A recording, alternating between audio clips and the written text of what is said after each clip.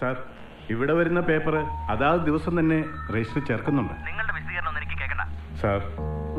അത് പക്ഷേ പറഞ്ഞില്ലേ, ഒരു എക്സ്ക്യൂസ് എനിക്ക് കേൾക്കണ്ട.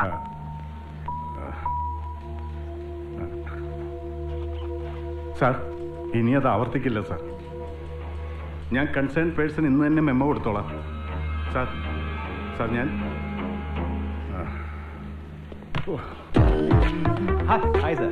ആ എത്തിയോ? മാറ്റിന് സിനിമ കാണാമെന്നാ. എന്താ സാർ? എന്താന്നോ? കേക്ക. വൃത്തികേട് സാർ. എന്താന്ന് നിനക്ക് മനസ്സിലായില്ല? ഇത്രയും കേട്ടിട്ട് താൻ ഫയൽ സബ്മിറ്റ് ചെയ്യാത്തതുകൊണ്ട് കളക്ടർ കയ്യിൽ നിന്ന് കിട്ടിയ തെറിയും ശകാരവുമാണ്. താനോടെ കേട്ടോട്ടെ എന്ന് വെച്ച് ഞാൻ റെക്കോർഡ് ചെയ്ത് വെച്ചതാ. ഇന്നലെ വന്ന നിയമസഭാ ചോദ്യങ്ങളുടെ മറുപടി താൻ സബ്മിറ്റ് ചെയ്തിട്ടില്ല. തന്നെ കൊണ്ട് ഞാൻ മടുത്തു. ഇന്ന് തന്നെ തനിക്ക് ഞാൻ മെമ്മോ ഇഷ്യൂ ചെയ്യും. മെമ്മോ ആക്കണ്ട സാർ, അങ്ങ് പിരിച്ചു വിട്ടേക്കണം. സാറിന് അറിയാമല്ലോ, ബേസിക്കലി ഞാനൊരു കലാകാരനാണ്. എന്നെ സംബന്ധിച്ചിടത്തോളം ഉദ്യോഗം ഞാൻ ചുമക്കുന്ന ബാധ്യതയാണ്, അച്ഛനോടുള്ള ബാധ്യത. എനിക്ക് സിനിമയോട് മാത്രമേ കമ്മിറ്റ്മെന്റ് ഉള്ളൂ. ഓഫീസിലെ ഒരു സെക്ഷൻ നേരെ ചൊവ്വേ കൈകാര്യം ചെയ്യാൻ പറ്റാത്ത താൻ എങ്ങനെയാടോ ഒരു സിനിമ കംപ്ലീറ്റ് ചെയ്യാൻ? എടോ, ജീവിതം മനസ്സിലാക്കിയവനെ ഒരു കലാകാരനാകാൻ പറ്റും.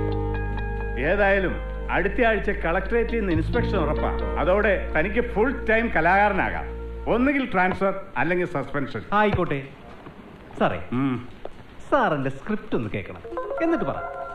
സാർ, ഓപ്പണിംഗ് ഷോട്ട് എന്ന് പറയും. തന്നോട് പലവട്ടം ഞാൻ പറഞ്ഞിട്ടുള്ള കഥ പറയരുതെന്ന്. അവന്റെ ഒരു ഓപ്പണിംഗ് ഷോട്ട് താനൊന്ന് ഒപ്പിട്ടേച്ച് പൊക്കോളാവോ? മെമ്മോ തയ്യാറാക്കി ഞാൻ അങ്ങോട്ട് കൊടുത്തു വിട്ടേക്കാം. ഓ,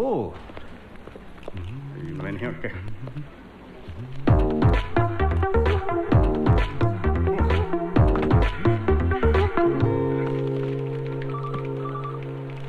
hi, good morning. Good morning. Good morning Lakshmi. പടം എന്നാ സാറേ റിലീസ്? കളിയാക്കാൻ വേണ്ടി പറഞ്ഞതല്ല.